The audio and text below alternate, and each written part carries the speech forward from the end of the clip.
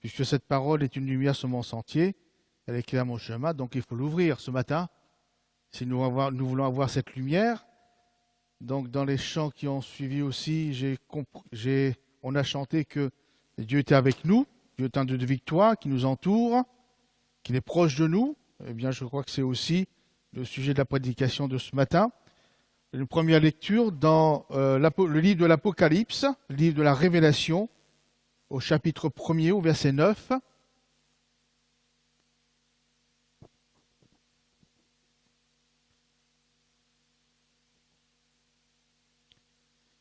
Apocalypse, chapitre 1er, verset 9. C'est le témoignage de l'apôtre Jean. Moi, Jean, votre frère, qui est part avec vous, donc avec nous, à la tribulation, au royaume et à la persévérance en Jésus. J'étais dans l'île appelée Patmos à cause de la parole de Dieu et du témoignage de Jésus.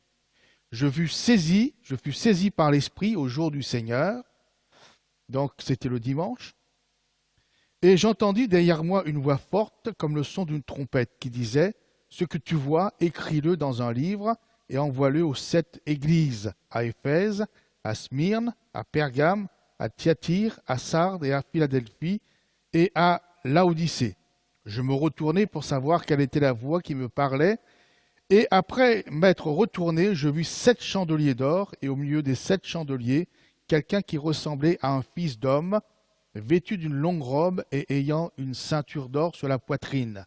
Sa tête et ses cheveux étaient blancs comme de la laine blanche, comme de la neige. Ses yeux étaient comme une flamme de feu. Ses pieds étaient semblables à de l'airain ardent, comme s'il avait été embrasé dans une fournaise, et sa voix était comme le bruit de grandes eaux. Il avait dans sa main droite 7 étoiles. De sa bouche sortait une épée aiguë à 2 tranchants, et son visage était comme le soleil lorsqu'il brille dans sa force. Quand je le vis, je tombai à ses pieds comme mort.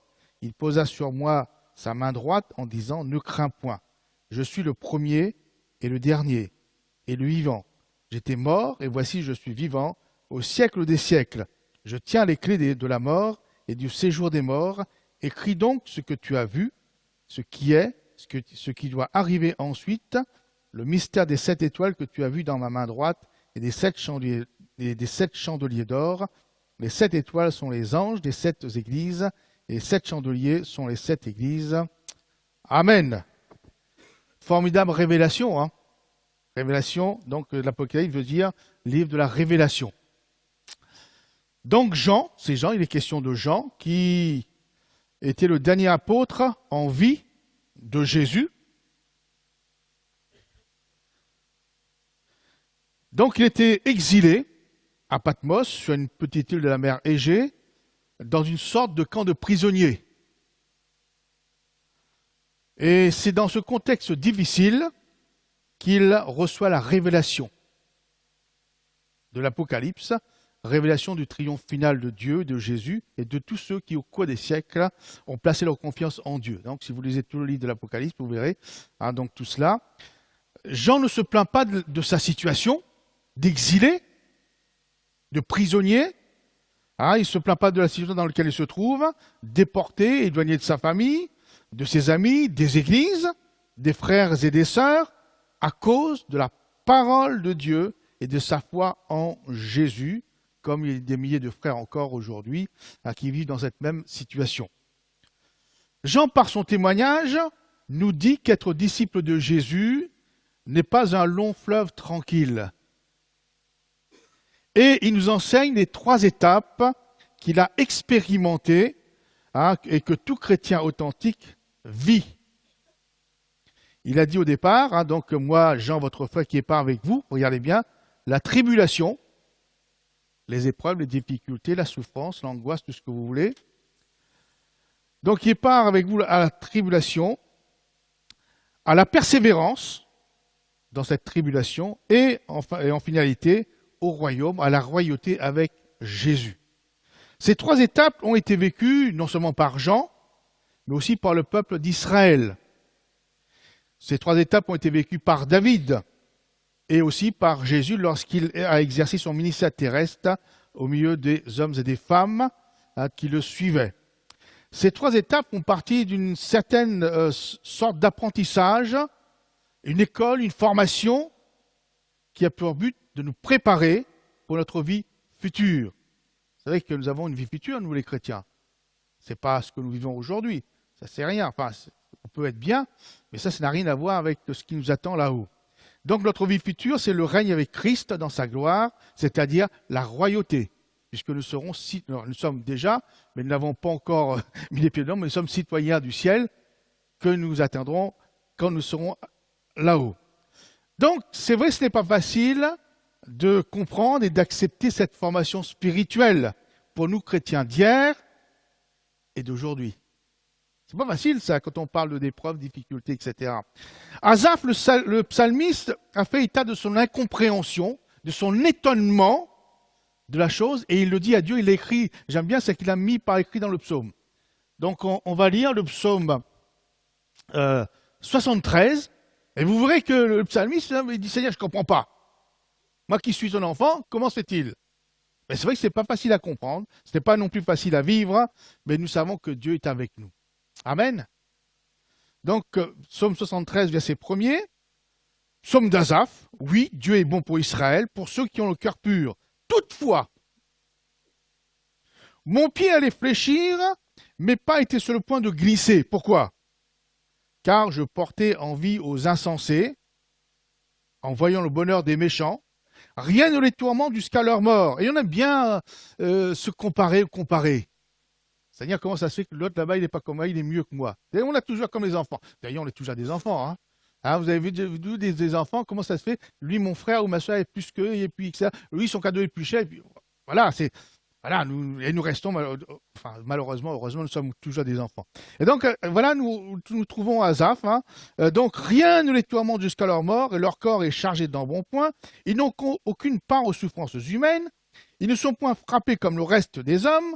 Donc, il parle des gens du monde, hein, des gens de la terre. Lui, les chrétiens, ils disent, je ne comprends pas que les autres là-bas, ils sont mieux que moi. Aussi, l'orgueil leur sert de collier, la violence est le vêtement qui les enveloppe, l'iniquité sort de leurs entrailles, les pensées de leur cœur se font jour, ils raillent et parlent méchamment d'opprimés, ils profèrent des discours hautains, ils élèvent leur bouche jusqu'aux cieux et leur langue se promène sur la terre. Et voilà pourquoi son peuple se tourne de leur côté, il avale l'eau abondamment, et il dit, comment Dieu saurait-il? Comment le Très-Haut connaîtrait-il? Ainsi sont les méchants, toujours heureux. Hein, quand on dit Seigneur, les gens du monde, hein, ils sont toujours heureux, ils ont toujours la réussite. Hein, donc, c'est pas comme ça, hein, quelquefois on pense. Alors que moi, qui suis chrétien, je suis en train de galérer, etc. Alors, regarde mon voisin là, il est là, il a une grosse voiture, une belle maison, mieux que moi. Et moi, je suis ton enfant. Ah, donc, ainsi sont les gens toujours heureux, ils accroissent leur richesse. Et il dit, c'est donc en vain, moi, j'ai purifié mon cœur. On se retrouve quand même, oui ou non? Hein, on s'y retrouve, hein, c'est donc en vain que j'ai purifié mon cœur et que j'ai lavé mes mains dans l'innocence. Moi, chaque jour, je suis frappé. Tous les matins, mon châtiment est là. Si je disais, je veux parler comme eux, voici, je trahirai la race de tes enfants.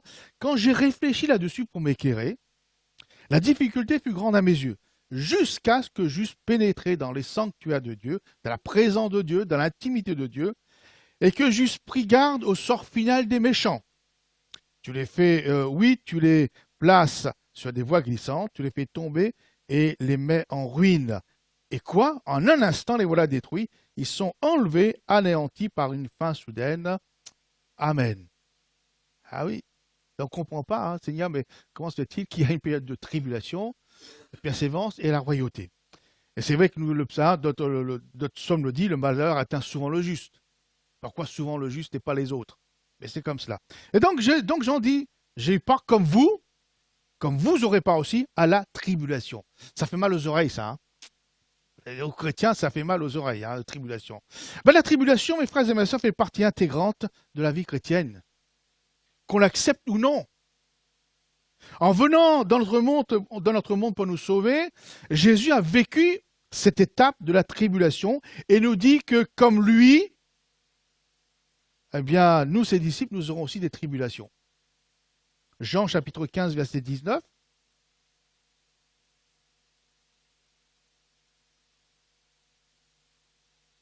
Vous avez le passage commence fort ce matin. Hein. Tribulation, détresse. Mais vous allez voir que la fin est formidable. Donc Jésus dit, si le monde vous hait, sachez, lui dit Jésus, qu'il m'a haï avant vous, a dit Jésus. S'ils m'ont persécuté plutôt, ils vous persécuteront aussi. Ils vous feront toutes ces choses à cause de moi. Amen. Jésus le déclare, il ne l'a pas caché, ses disciples. Pierre enfonce le clou, comme s'il n'était pas suffisant. 1 Pierre chapitre 4, verset 1er. Premier épître de Pierre, chapitre 4, verset 1er.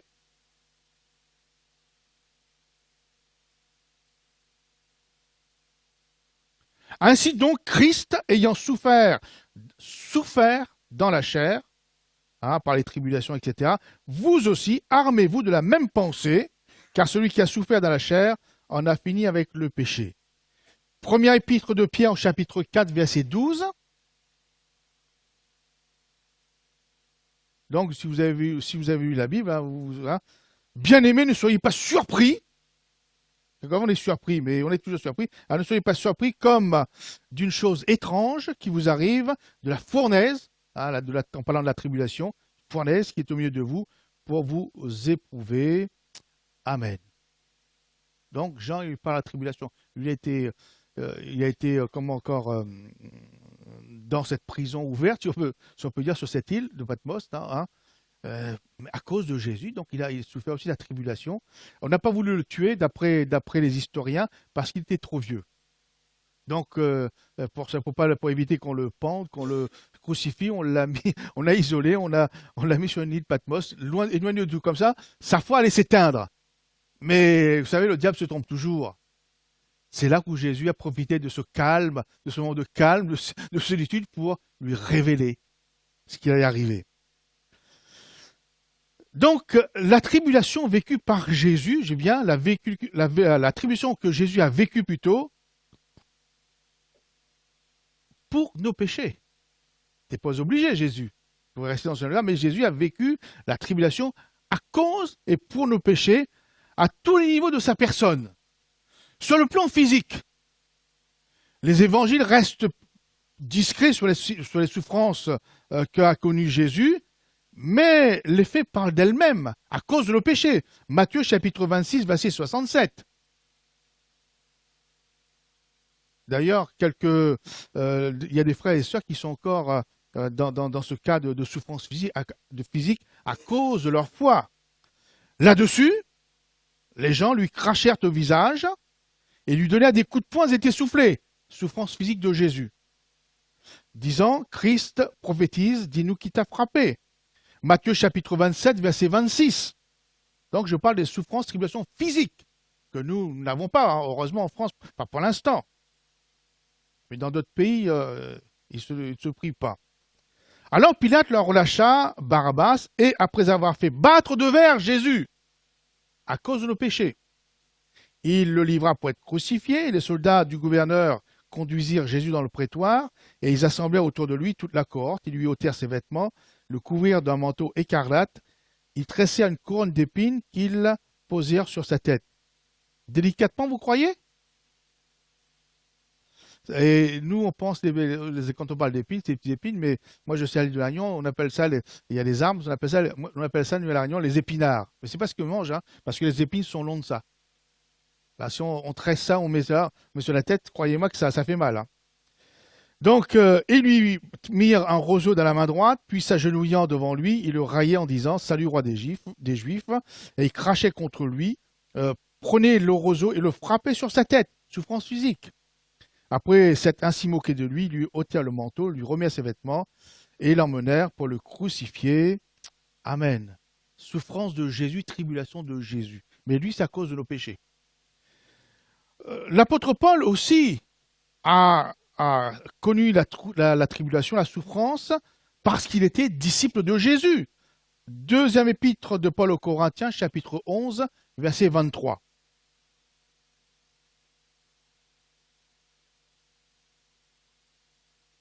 Comme Jean, je ne suis plus encore par les travaux, bien plus par les coups. Alors c'est des coups, bien plus par les emprisonnements, bien plus, souvent en danger de mort. 5 fois j'ai reçu des Juifs 40 coups moins un, parce que le 40e coup était fatal. Donc on s'arrête pile, juste à la limite, 39. 3 fois j'ai été battu de verge. C'est encore souffrance physique. Une fois, j'ai été lapidé. 3 fois, j'ai fait naufrage. J'ai passé un jour et une nuit dans l'abîme. Fréquemment en voyage. J'ai été en péril sur les sur les fleuves plutôt. En péril de la part des brigands, en péril de la part de ceux de ma nation, en péril de la part des païens, en péril dans les villes, en péril dans les airs, en péril sur la mer, en péril parmi les faux frères. J'ai été dans le travail et dans la peine exposé à de nombreuses veilles, à la faim et à la soif, à de jeûnes multipliés, au froid et à la nudité, et sans parler d'autre chose. Je suis assiégé chaque jour par les soucis que me donnent toutes les églises. Amen. La tribulation, les souffrances, sur le plan physique. Sur le plan psychique, Jésus a connu l'abandon, la trahison des disciples de Pierre, qu'il a trahi, qu'il a renié. Des disciples qui ont pris leur jambe à leur cou quand Jésus s'est fait arrêter. Hein, la critique, les fausses accusations, etc. Jésus a connu tout cela. Les angoisses physiques, psychiques. Matthieu 26, 36.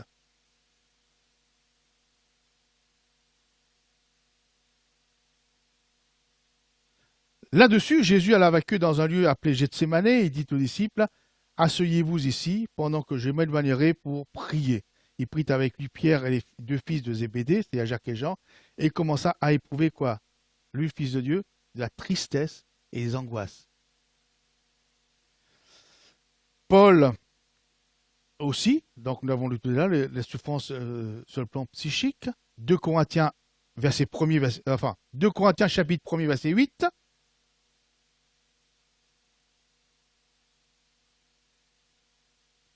Nous ne voulons pas, en effet, vous laisser ignorer, frères, au sujet de la tribulation qui nous est survenue en Asie, que nous avons été excessivement accablés. Ce mot excessivement accablé, ça veut dire tout, au-delà de nos forces, de telle sorte que nous désespérions même de conserver la vie. Nous regardions comme certains notre arrêt de mort, afin de ne pas placer notre confiance en nous-mêmes, mais de la placer en Dieu qui ressuscite les morts. Et il ajoutera, il dira à Timothée, Alexandre le forgeron m'a fait beaucoup de mal. Non pas qu'Alexandre le forgeron a tabassé Paul, mais donc il dit, il garde parce que il s'est fortement opposé à la parole, de l'évangile, la parole de la prédication. C'est vrai que ça fait du mal, surtout quand quelqu'un de l'Église s'oppose à la parole de Dieu qu'on prêche. C'est pas physique, mais c'est psychique. Donc, tribulation psychique et sur le plan spirituel. Sur le plan spirituel, la tribulation sur le plan spirituel. Dire comment ça se fait ça? Si, au moment où Jésus s'apprêtait à porter nos péchés sur le bois de la croix, il est brutalement arraché de la communion de Dieu son Père. Puisqu'il dit, mon Dieu, pourquoi m'as-tu abandonné? C'est tribulation spirituelle. De la part de Jésus. Pas de Paul ni là, mais de la part de Jésus. Aucun de nous, certes, ne vivra ce que Jésus a vécu la croix, mais il est aussi possible que le chrétien traverse des moments tellement difficiles, tellement pénibles, qu'il a l'impression d'être abandonné par Dieu. Qu'il a l'impression d'être séparé de Dieu. Mais heureusement, par sa parole, Dieu nous rassure. Puisqu'il est dit, dans 1 Corinthiens chapitre 10, verset 13, 1 Corinthiens chapitre 10, verset 13, puisque Dieu nous dit, « Aucune tentation ne vous est survenue qui n'était humaine, et Dieu qui est fidèle ne permettra pas que vous soyez tentés au-delà de vos forces. » Pas plus fort que nous. Mais, avec la tentation, il préparera aussi le moyen d'en sortir, afin que vous puissiez la supporter. Amen. Pas au-delà de nos forces. Tribulation, pas au-delà. Bien sûr, Dieu pose des limites à chacun, en fonction de ce qu'il peut supporter. Donc, et l'apôtre Paul, qui vraiment aussi a été beaucoup dans les tribulations, dit que, qui nous sépare de l'amour de Christ, donc la tribulation, l'angoisse, la persécution, la faim, l'humidité, le péril, l'épée, etc., etc. Il dit, nous sommes plus que vainqueurs dans toutes ces choses, parce qu'il a l'assurance, il est fondé que Dieu, ni la mort, ni la vie, ni les gens, ni les dominations, ni les choses présentes, ni les choses à venir, ni les puissances, ni la hauteur, ni la profondeur, tout ce qui puisse exister ne peut nous séparer de l'amour de Dieu, par Jésus. Donc vous voyez, c'est comme quelque part un réconfort dans la tribulation, de savoir que Dieu permettra ne permet pas que ce soit au-delà de nos forces, mais aussi qu'il donnera les moyens de nous en sortir, comme il l'a fait pour Paul, etc., etc. Donc, vous voyez, donc la tribulation, elle a fait partie intégrante de la vie chrétienne. Quelquefois plus pour l'un que l'autre. Mais ça, c'est Dieu qui voit, qui connaît, etc. Et donc, Jean dit, moi qui ai part avec vous, à la tribulation. Donc, je dirais, c'est naturel, parce que c'est la vie, parce qu'on verra tout à l'heure, on verra plus tard. Et Jean nous dit que eh bien, la seconde étape, surtout dans ces tribulations, c'est la persévérance.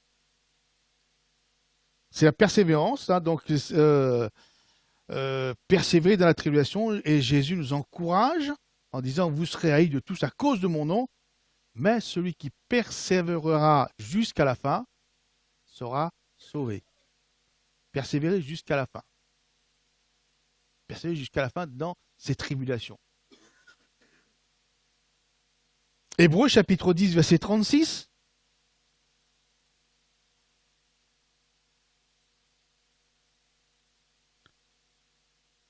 Une exhortation pour ceux qui sont peut-être dans les tribulations ce matin. Car vous avez besoin de persévérance, afin qu'après avoir accompli la volonté de Dieu, vous obteniez ce qui vous est promis. Encore un peu de temps. Celui qui doit venir viendra, et il ne tardera pas, et mon juste vivra par la foi. Mais s'il se retire, mon âme ne prend pas plaisir en lui. Nous ne sommes pas de ceux qui se retirent pour se perdre, mais de ceux qui ont la foi pour sauver leur âme. Amen. Vous direz, c'est bien gentil, il faut persévérer, mais hein, c'est plus facile à dire qu'à faire, surtout lorsqu'on est enfoncé. Alors comment persévérer jusqu'au bout dans les tribulations qui nous arrivent? Quels sont les moyens que Dieu nous a donnés? Tout d'abord, il faut compter sur la grâce de Dieu, sur les promesses de Dieu. Lorsqu'il a dit aucune tentation ne vous est survenue humaine, ça veut dire que Dieu a jugé bon, a jugé que vous soyez capables de supporter la tribulation qui vous est arrivée.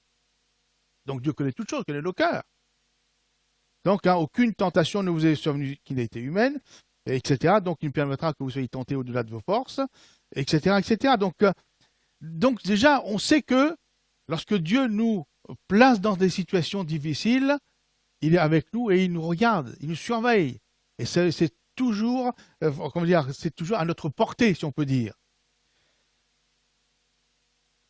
Et aussi, et ça c'est ce qui est aussi important, Hébreux chapitre 12, verset 1er. Donc comment persévérer jusqu'au bout dans les tribulations.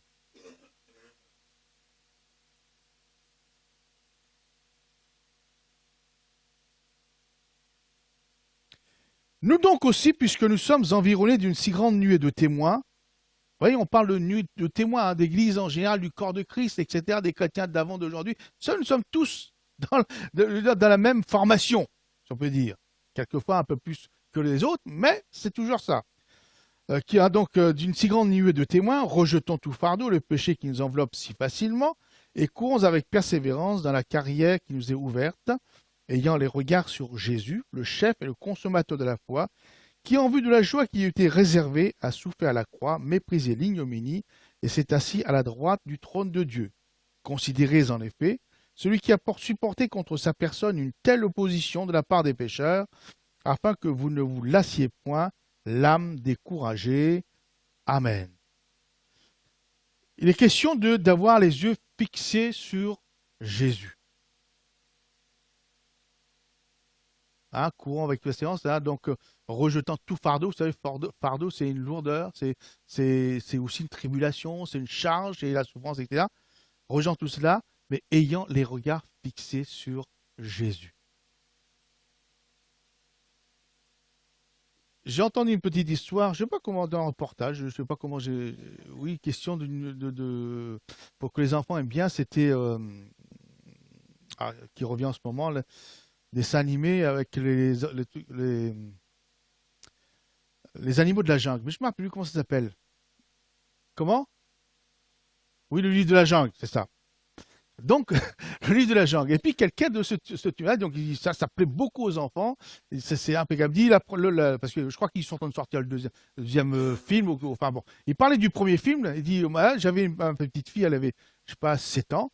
Elle dit, elle souffrait de mal de dents, une crise, une rage de dents. Donc, elle criait, pleurait, etc.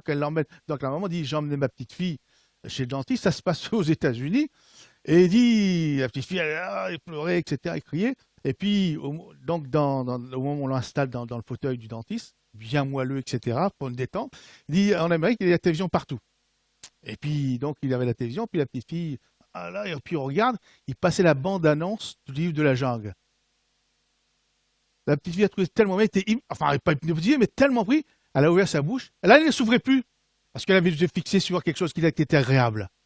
Et nous, mes frères et mes sœurs, moi je dis, mais ayant fixé le regard sur Jésus, ça fait quand même passer la pilule en regardant Jésus. Vous croyez que lorsque Jean, l'apôtre Jean, a eu la révélation, il a vu Jésus, vous croyez qu'il a toujours pensé à sa solitude, à sa souffrance d'exilé? Et puis même après, ça a dû remplir sa tête, son cœur, son âme. Je ne pense pas qu'il se lamentait. Ayant les regards fixés sur Jésus. Il est évident que si nous avons les yeux fixés sur nos problèmes, nos difficultés du matin au soir, eh bien, vous allez crier, vous allez vous plaindre, vous allez, etc., etc. Mais si vous avez les yeux fixés sur Jésus, hein? Et donc, voilà, donc, c'est là donc, une première chose, avoir les yeux fixés sur Jésus. C'est vrai, Seigneur, je suis dans la souffrance, j'ai des angoisses, etc. Mais lorsque je lis ta parole, eh bien, j'ai les yeux fixés sur toi. Je suis dans ta communion, j'ai les yeux fixés sur toi, etc., etc. Donc, donc, ici dans ce texte, ayant les yeux fixés sur Jésus, mais aussi en suivant l'exemple de Jésus. Et Jésus, qu'est-ce qu'il a fait? Il nous dit que Jésus, pendant ces tribulations qu'il supportait sur la terre, psychique, sur le plan physique, psychique et spirituel, il dit que en vue de la joie qui était réservée à supporter la croix, supporter l'ignominie, etc., etc. Avoir en vue ce qui nous attend. Avoir en vue le royaume de Dieu. Jésus, en vue de la joie qui était réservée, il dit, je supporte cela en vue de la joie. Quand vous allez travailler, mes frères et mes sœurs, même si le travail est difficile, là, mais en vue de la paye qui va arriver. Ah oui. Et là, donc, en vue de la joie qu'il avait, il a supporté la croix, supporté l'ignominie. Avoir en vue le royaume de Dieu, avoir en vue ce qui nous attend. Avoir en vue les bonnes choses qui nous attendent. Une nouvelle terre. On va dire la terre est polluée, etc. Mais là, une nouvelle terre. C'est tout neuf. De nouveaux cieux. Plus jamais de larmes. Plus jamais de pleurs. D'éternité en éternité en éternité. Essayez de. C'est pas possible, on ne peut pas réfléchir. Quand on parle en mesure de temps, on dit 1 mois, 10 ans, etc. Mais là, d'éternité en éternité, voilà. Donc, un royaume de paix, un royaume de joie, un royaume de bonheur, le règne avec Jésus. Et lorsqu'on essaye d'imaginer là, je pense que nos difficultés, ça s'estompe quand même un peu. Dire, c'est vrai, je souffre là, mais je regarde ce qui m'attend là-haut. Vous savez, sur la terre, il y a des gens qui tueraient père et mère pour arriver à leur fin. Dieu ne nous demande pas de faire autant, mais de persévérer en pensant à ce qui nous attend. Et je crois que si le chrétien qui vit sur la terre a la tête dans le ciel, ça aide quand même dans la tribulation, dans les souffrances, dans les angoisses. Et Jean nous dit, ben voilà, il part aux tribulations, à la persévérance, et en finalité avec la royauté qui l'attendait. Lui, c'était la révélation. Il a eu la révélation. La persévérance dans la tribulation, et il a eu la révélation du royaume de Dieu. Et l'apôtre Paul aussi dit un peu la même chose. Romains chapitre 5, verset 1er.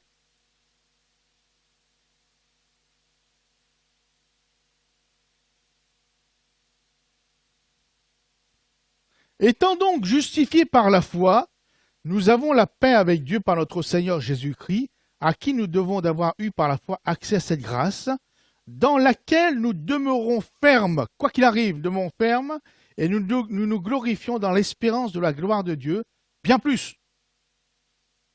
Nous nous glorifions même des afflictions, des tribulations, des souffrances, sachant que ces choses, que l'affliction, la souffrance, la tribulation, produit la persévérance, la victoire dans l'épreuve, et cette victoire, l'espérance. Or, l'espérance ne trompe point parce que l'amour de Dieu est répandu dans nos cœurs par le Saint-Esprit qui nous a été donné. Amen. C'est comme cela que le chrétien doit vivre. Dieu ne nous a pas sauvés en disant, ça y est, ils sont sauvés, on va les épargner de tous les maux de la terre, de tout, etc. Mais je dis toujours, nous sommes quand même si nous sommes citoyens du ciel, mais avant toute chose, nous sommes citoyens terrestres. Et donc, nous avons droit aussi à la pollution, à tout ce qui se passe sur la terre. Tout simplement. Bien sûr, Dieu va être avec nous, à nous épargner, mais n'empêche que s'il y a la pollution, nous sommes là aussi, nous partageons les mêmes souffrances des terriens, si on peut dire. Donc la persévérance de la détresse n'est possible que dans la mesure où nous avons la perspective de la royauté, du règne avec Jésus, de la gloire avec Jésus qui nous est réservée. Notre royauté future est liée à la persévérance dont nous aurons fait preuve dans les tribulations terrestres. Pas autrement. Maintenant, le volet le plus facile, enfin le plus agréable, troisième volet, bon, bien sûr, après la tribulation, la persévérance dans cette tribulation, il y a la finalité, la royauté, le but, la victoire que Dieu nous accorde. Exemple, le peuple d'Israël en Égypte. On va revenir un petit peu dans l'Ancien Testament. Le peuple d'Israël, lorsqu'il était en Égypte, vivotait tant bien que mal dans l'esclavage avec Pharaon, oui ou non? D'ailleurs, quelquefois, ils disent, là, ils regrettaient le pain, la viande, etc. Enfin, peu importe, mais ils vivaient tant bien que mal. Et dès l'instant où Moïse est intervenu de la part de Dieu pour les sortir d'Égypte et les amener dans le royaume de Canaan, royaume où coulait le lait et le miel, Pharaon, dès ce moment-là, Pharaon n'a eu de cesse de les charger de travaux, de coups, de difficultés et de tribulations. Oui ou non? Face à ces tribulations, Israël a dû persévérer. D'où les 10 plaies d'Égypte. À chaque fois, Dieu a vraiment usé de grâce pour le peuple d'Israël et aussi a intervenu contre les Égyptiens. Donc Israël a dû persévérer, résister dans ces tribulations, quoique certains voulaient revenir en arrière, mais la majorité du peuple a quand même voulu avancer. Et donc il a réussi à persévérer dans cette tribulation en marchant vers son futur glorieux, que Dieu leur donnait, pays où coule le lait et le miel. Oui ou non? Ça n'a pas été facile. Parce que Moïse a dit, oui, il y a Dieu qui... Non, ça n'a pas été facile, mais n'empêche, ils ont persévéré et ils ont entré finalement dans le pays où coule le lait et le miel. Donc, c'est l'image de notre histoire, si on peut dire. Nous étions dans ce monde comme les autres. N'ayant pas plus ni moins de tribulation que les autres, nous vivions comme les autres. Bien sûr, certains avaient plus de facilité que d'autres, mais voilà, donc moyennement, on était comme ça, on n'avait pas plus que les autres, nous étions comme le monde. Mais un jour, Jésus est venu de la part de Dieu, donc nous sauver et faire de nous des citoyens du ciel, oui ou non? Et nous faire entrer un jour dans son royaume. Mais le prince de ce monde, dès ce jour-là, qu'est-ce qu'il a fait, le diable? Depuis ce jour, le diable n'a de cesse de nous décourager par diverses épreuves, par des tribulations. Pourquoi? Pour nous empêcher d'accéder au royaume de Dieu qui nous est réservé dans le ciel. C'est pas ça, non? Donc l'histoire d'Israël, nous le retrouvons nous-mêmes, aujourd'hui. Et nous retrouvons toujours les trois étapes, tribulation, persévérance et finalité, royauté ou bénédiction. David, on va parler aussi de David. David était le berger du troupeau de son père. Donc parmi les enfants, bien même s'il était moins considéré, il n'avait pas plus de difficultés que quiconque, que les autres enfants. Il vivait comme les autres fils de son père, c'est-à-dire qu'il était nourri, logé, comme vous voulez. Sauf qu'il était le petit dernier. D'habitude, le petit dernier, c'est le chouchou, soi-disant, mais lui, c'était pas le chouchou, lui. C'était le moins considéré. Peu importe. Donc il vivait normalement. Peut-être tant bien que mal. Samuel arrive un jour dans son village, dans sa maison, lui verse la corne d'huile, d'onction royale de la part de Dieu sur sa tête, et la Bible nous dit que dès ce jour-là, l'Esprit de Dieu va se mettre sur lui, jusqu'à la fin de sa vie. C'est vrai? C'est formidable, hein? Ah, on voudrait rester dans cette période-là quand même, hein? Mais si dès ce jour-là, il est appelé à devenir roi, il a reçu l'onction royale, dès ce jour-là, à partir de cet instant-là, les tribulations sont aussi arrivées. Oui ou non? De la part de Saül, qui le coursait dans le désert dans lequel il avait pour le tuer. Et si vous regardez les psaumes de David, il en a passé des moments. Hein. De la part de ses frères, de son frère Eliab, il n'a pas jamais compris que Dieu l'avait rejeté, puis il avait choisi le petit, le dernier. Et ça, on retrouve sur le camp de bataille, ça avait du mal à passer, ça. Comment se fait-il que Dieu a choisi le petit dernier et pas lui? De la part de nombreux ennemis, que ce soit les Philistins ou Goliath, etc., etc. Et David a dû persévérer dans ses tribulations. Il n'a pas dit, Seigneur, là je jette l'éponge, j'arrête. Hein. Garde ta royauté, garde tout ce que tu veux, je préfère être tranquille, etc. Non, David a persévéré. Et il nous dit à un moment donné, quand les Amalécites sont venus prendre toutes les femmes, les enfants, etc., détruire la ville, il dit que tout le monde a pleuré, jusqu'à ce qu'ils n'aient plus la force de pleurer. Et même le peuple voulait parler de lapider David, parce qu'il faut un bouc émissaire. Et David nous dit que David reprit courage en s'appuyant sur l'Éternel.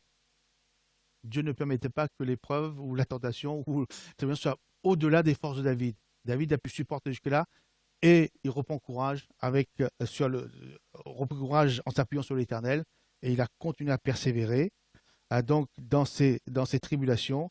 Et nous, comme vous le savez comme moi, il est arrivé à la royauté, à la finalité. Et nous retrouvons les trois mêmes étapes de la vie chrétienne énumérées par Jean: tribulation, persévérance dans la tribulation et royauté. Donc mes frères, on ne peut pas zapper une étape. Donc je reviens à nous pour terminer. Dieu a fait de nous un royaume. Nous avons là dans 1 Jean, hein, Dieu a fait de nous un royaume de sacrificateurs, etc. C'est le royaume de Dieu, mais à venir. Bien sûr, nous sommes citoyens du ciel, etc. Mais pour l'instant, nous ne sommes pas dans le royaume de Dieu, nous ne sommes pas dans le ciel. Et le diable n'aura de cesse de nous persécuter, d'user du tribulum, ces tribulations. Pourquoi? Pour nous empêcher d'entrer et d'avoir part au royaume de Dieu. Il faut se le dire. La vie avec Dieu, citoyen du ciel pour l'éternité avec Jésus, c'est la plus grande et la plus merveilleuse finalité, oui ou non? C'est pas ça, non? Même si on est bien sur la terre quelquefois, mais là-haut, il n'y aura plus du tout, il n'y aura que joie, félicité, etc., que bonheur, plus de larmes, plus de pleurs, plus de maladies. Donc c'est vraiment la finalité de tout chrétien. Lorsque nous sommes dans le Seigneur, je pense à cela. Alors je reprends courage parce que je sais que moi, j'ai encore 10 ans, 20 ans. Hein, moi, les jeunes, ils ont toute la vie dans eux, mais vous savez, la vie, ça passe vite. Puis les moins jeunes, ben, Seigneur, il reste encore, parce qu'on n'est pas fou, on sait que, bon, on peut aller jusqu'à 100 ans, allez, 110, 120 si vous voulez. Mais quand vous arrivez à un certain âge, vous savez qu'il vous reste moins à vivre que... Ah, donc, Seigneur, mais vivement, mais voilà mon espérance. Jésus, fixe-toi parce que je sais que là, la meilleure des choses qui m'attend, c'est là-haut, c'est dans le ciel. Ah, c'est ça, c'est le but, c'est la finalité glorieuse, mes frères et mes sœurs. Donc, vous voyez, mais ce but, hein, en plus de cette finalité dans le ciel, ce but, cette finalité peut aussi concerner et se manifester dans notre vie terrestre. Comme le peuple d'Israël. Il n'a pas dit oui que dans le ciel vous en avez. Il a dit le pays coule le lait et le miel. Canaan, c'est pour la vie, sur la vie terrestre. David a dit tu seras roi, pas dans le ciel, mais tu seras, etc. Donc, pour nous aussi, il y a le ciel, mais il y a aussi, dans notre vie terrestre, il y a une finalité quelque part. Et donc, Dieu peut-être vous a fait une promesse concernant un service, un appel, un ministère, un don, une bénédiction particulière, une délivrance, que sais-je, hein, quelque chose qui va venir même sur la terre.